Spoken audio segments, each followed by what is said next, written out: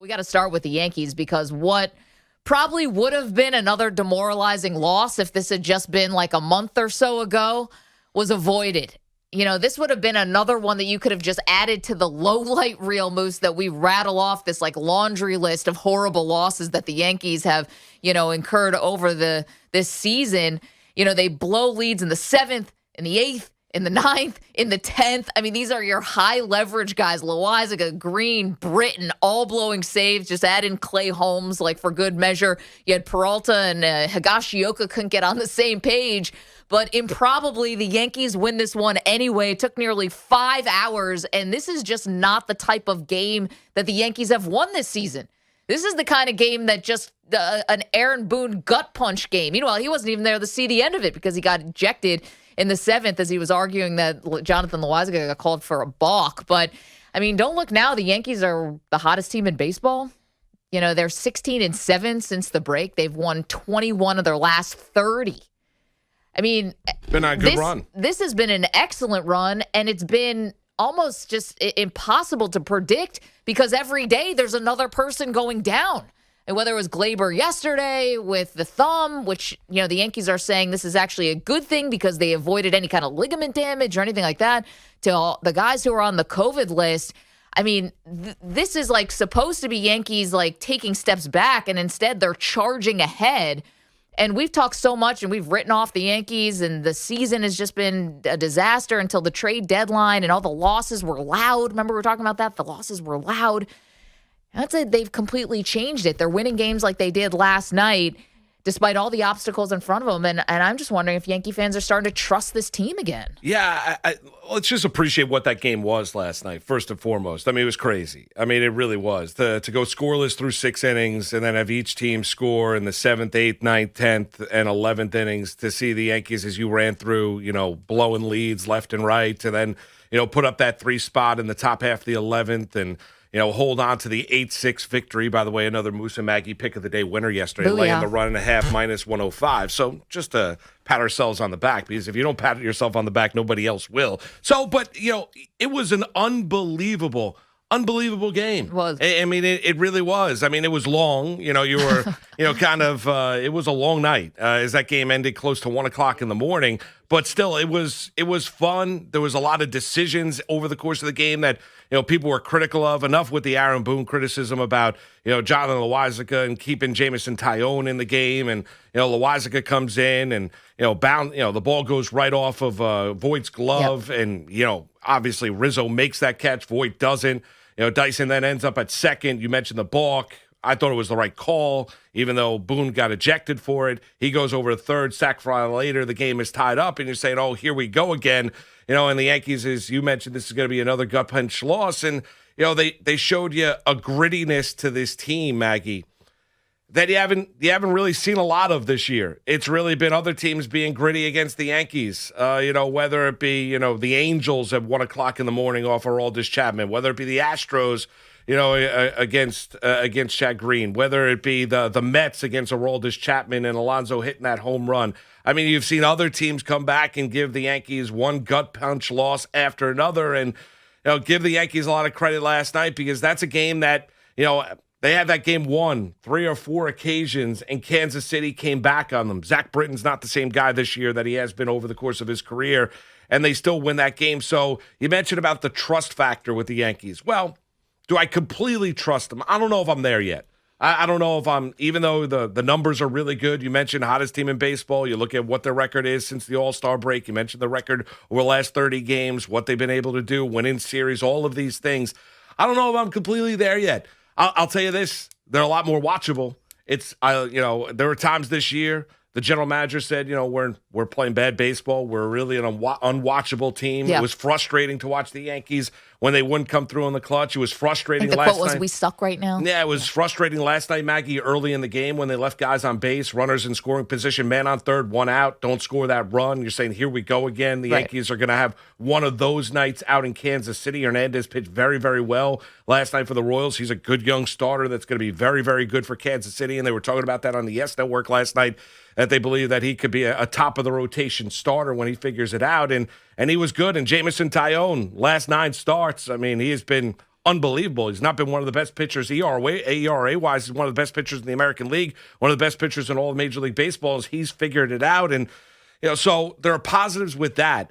I don't know if I'm there yet. They're a more watchable team. I don't think this team is dead and buried like I did, months ago, weeks ago when I watched this team play. I don't. And you can't, the wins are there. Even in the course of a game last night, Maggie, even when they had those occasions where they were blowing leads, I still thought the Yankees were going to be able to find a way to win that game, and they eventually did. I got to say, even if they end up, losing today or something, one loss, I feel like isn't going to take away from this new sort of vibe, Yeah. And, that's a great thing because for many, many months here, we've been kind of living and dying on these Yankees wins and losses, more so, I think, than any just regular season. Again, because the losses were just so bad and just so indicative and seem to, just sort of bring to the surface everything that was wrong about this team. And it was just, this team has been so almost easy to criticize because the flaws have been right out in center, right out in front.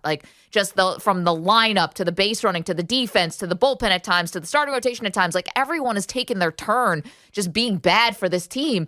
And now you're looking at everyone taking their turn being really great for this team. Again, the bullpen last night, the fact that they would all blow saves like that is just mind-boggling. But, they did show this ability to come back, and it just was one I was expecting them to lose. I really was. And then you finally get some really clutch hitting from DJ LeMahieu last night, which was great to see. Great to see Luke Voit get that home run. Thought in the ninth inning that was going to be the difference maker. Luke Voit ended up having a good game besides that error. It really was. Wade gave you the best at-bat of his Yankee career. Oh, my goodness. And he called out the catcher's interference, which was great, too, and put him on base. So there was just even Brett Gardner. Brett Gardner, of all people. The guy who's been dead and buried how many times by the Yankee fan base? Nobody wanted him back. His arm, we know, isn't getting any stronger. But Gardner's still putting together good at-bats, and lately he's been super clutch for this team. So it's a weird feeling to see it kind of come together, even though it wasn't perfect by any stretch. And I don't know when we start getting a little concerned about Zach Britton. Not yet, but at some point it does look a little bit different this year, even though we know that, he's a sinker pitcher and that he's going to get ground balls and stuff like that. But, it just hasn't been totally awesome. And obviously he's dealt with tons of injuries this year. But just to come back and win that game was huge. And I wonder, Moose, you're not there yet, but I wonder if there's other Yankee fans who take into account the vibe, just how things have changed, the fact that, Brian Cashman, the front office, decided to go all in at the deadline and adding the lefty bats and just everything around this team. It's just, I feel like I'm watching a totally different product. Well, and they're also winning games even with the 15 guys that have been placed either on IL or COVID IL since the All-Star break. So, that's a lot of guys. That's a lot of personnel. The up and down nature when you look at this roster of who's in, who's playing. The Bronx native Velasquez getting the start last night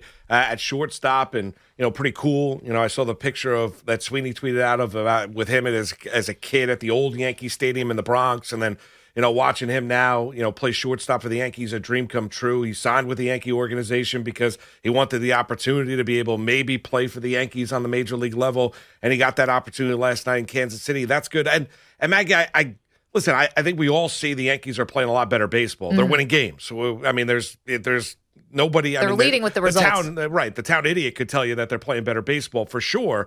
And they're 12 games over the 500 mark. They've got so much more work to do. So, it looks a lot better. They're playing a lot better. They're winning games. There are positives when you look at, last night. Offensively, Luke Voit getting an opportunity, even though he knows his playing time is going to get cut when Rizzo does return to this team. But Voit coming through, you mentioned Brett Gardner. Tyone deserves a ton of credit.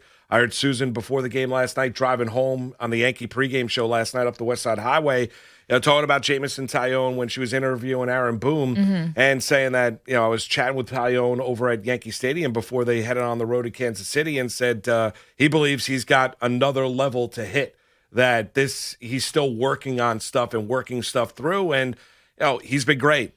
He was more of an opener at the beginning of the season, and the Yankees were preaching patience, patience, patience. Well, that patience has paid off because Jamison Tyone has been an unbelievable starting pitcher for this team over the last 9 starts. He's been great. So the Yankees, if you think they've got to get to 94 wins, they've got to go 32-18 over the next 50 games. I mean, if winning games like last night, starting off a series with a win like that is a positive. We've seen a lot of just like really crappy Mondays for when the team actually does play on Monday, which is very rare. No, I get it. But we've seen some duds. The point is, though, Maggie, they've put themselves on such a line here that there's no margin for error, right? So there's no week stretch here where they can have a bad week. They can.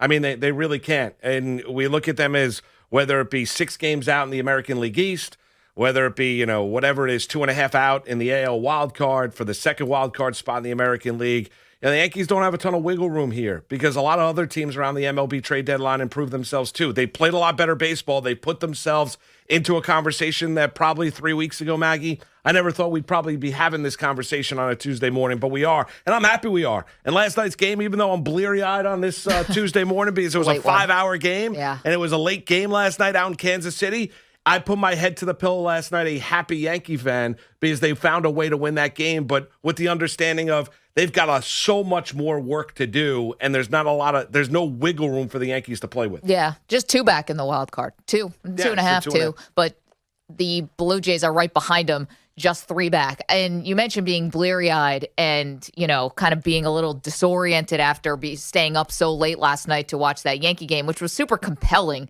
even though it was so long. Sometimes in the morning, it means, you're not at your best. And Moose today, critical error. But I think that you could turn this into a positive. I don't think it's a positive. Well, I think there's a little I feel naked silver right now, lining. not literally. So Moose forgot his phone today. I did. I forgot my cell phone at home. And first it's like, you're disoriented and how do you navigate this world? But I think you should kind of embrace it. Like you get to go back and live in like 1990 today. You're free. I know I'm free, and you've been ultra positive with that, but it didn't. Just let it ride. It was not a freeing experience. I felt like I'm driving down, the Merritt down to the hutch. I realize I don't have my phone when I'm on the hutch, Just which panic. is probably about 30 minutes from my house, 25 minutes, give or take some traffic. I'm like, I can't go back. Right? There's no way to go back. Too far. I've gone too far, and so I'm like, this is a problem because. Usually, I'll call my dad in the morning. I'll check in with Donna, driving down, whatever it might be. Call Pete, just kind of make a round of calls. I'm not calling people but just do those things. Or just if someone sends me a text. Or here's the other thing, like if I get caught in traffic, and I'm on the West Side Highway. And here's the other thing that flashed before my eyes. I'm on the West Side Highway, Upper West Side Highway, on the approach to the GW Bridge this morning. It's at about 8 o'clock, right? And a ambulance comes flying by me. I'm like, if that's down the West Side Highway, I could be sitting here for a long time. Yes, that's true. When did you guys know? Because I walked in this morning and Pete had like this grin on his face. He's like, hey, good morning. I go, what's going on? He's like, you forget something? So, Pete reveling in it. Yeah, Pete is enjoying. Like it's a good thing that one of the hosts here doesn't have a phone. I'm just saying, try to embrace you just get to go in a time machine. I know it's disorienting and weird, but Donna knows where you are now. If anything they needed you, we can get to you now, so it's fine. You just get a day to kind of exhale with no phone. Like that's in some ways like kind of amazing. All right, but here's the kind of things that I'm thinking about, right? Number one, traffic. Number two is if I ever got a flat tire. Right, then I'm like, because nobody stops for anybody anymore, right? So if I ever got, you could be a serial killer. Why could you ever stop? That's the point, right? So nobody stops for anybody. I saw someone anymore. hitchhiking the other day. I was like, if no one's picking you up. If I ever got a flat tire, I'd be there for hours, right? Nobody would know where I was, right? What are the odds? These are the things that are running through my mind at that point in time, and I'm like, I can't go back, right? I can't call in. I can't, if anything ever happens on the road, if I ever get into an accident, I can't go. Like, those are the things. And then when I'm like, oh my God, I don't have my phone. It felt so strange. And usually I'm the harbinger of doom. I think at some point, though, Moose, like you'd be on the side of the road and someone would whiz by you at like 70 miles an hour. Like, is that Mark Malusic? No, I'd probably get struck by the car. Oh, geez. Good Lord. I'm saying embrace it. You get a day to not live in the year 2021. Well, you got computers and everything around you, so I guess you're not really going to be able to escape. But you get a day with no phone. All right, so why don't you join me? Put your phone down, shut it off. Yeah, not a chance. Once a week, whole day, no phone. It's really dope. Yeah, for religious reasons. Okay. Yeah, because right. God told you to. It's a little different. Good reason, no? It's a little different. It's not a bad reason. It's just different. It's not. Moose was just up late watching the Yankees like all of us, and then you just, you forget. Right, I'm getting out of the house this morning, make sure I have my cup of coffee and everything like that, and grabbing the Just keys running and on everything. E. And, go to the car, and then I realize I do not have it. It is not as liberating. It's more kind of unnerving. Just wait a little bit. I think you'll Maggie, sink it's into been 3 hours. I think you're going to sink into it and be like, you know what? That was kind of nice. It's a little vacation from your phone. There's one thing you didn't bring up you can't do now without your phone.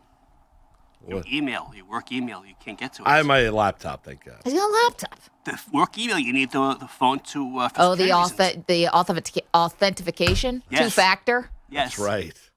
I can't go to my work email. Well, Some people- what makes that different from any other day? That's not. He didn't realize that's the proof. That's true. You know what's going to be great for you? On Sundays, you have an iPhone, right? Yes. On Sundays when they send you your screen report and they just basically crush you for how much screen time you've logged through the week. Yeah, this week will be a good week. This is a great week for you. This is a You're banner right. week. You're right. So I can't check work email. I'll get the banner report from Apple at the end of the week. Yeah. And I have no We're idea. acting like Moose is Mr. Email I have here, no or idea- Mr. Text I Message have for no that idea. matter. I have no idea how my loved ones are doing. You said you thought it was okay to take a week to respond to a text. Or what was yours? It was 2 days? I said 2 days. 24 hours. Yeah, I said 2 to 3 Yeah, days. see, so you're fine. We do have phones. You can call Donna if you want during your break. I know I can do that. You're right about that. And she can call us. You're we got right. multiple You're lines. right about that. But yes, it's unnerving. It's unnerving. And I'm not even a big tech guy. No, you're not. I'm really not. And it's Of unnerving. all the people, it's not like you have a smart watch and Right. you're kind of low tech to begin with. I really am. Yeah. And it's still unnerving. Yeah. Well, Maggie, give me your phone. Let me borrow your phone. Absolutely not. Please let me just have it. Sorry, it's a password protected. I'm not going to look at your phone just so I have it here. Oh, so just I to feel, hold it? Yeah, just to hold it. Can I hold it? No. Maybe. We'll see how it goes. Thanks, Maggie. I appreciate it. 877-337-6666. Now is the time to text Moose for all your loved ones out there. Want to hear what you're thinking about with the Yankees. Last night, what a win for them. It wasn't really pretty by any stretch, but the results were there, and the vibe around this team is totally different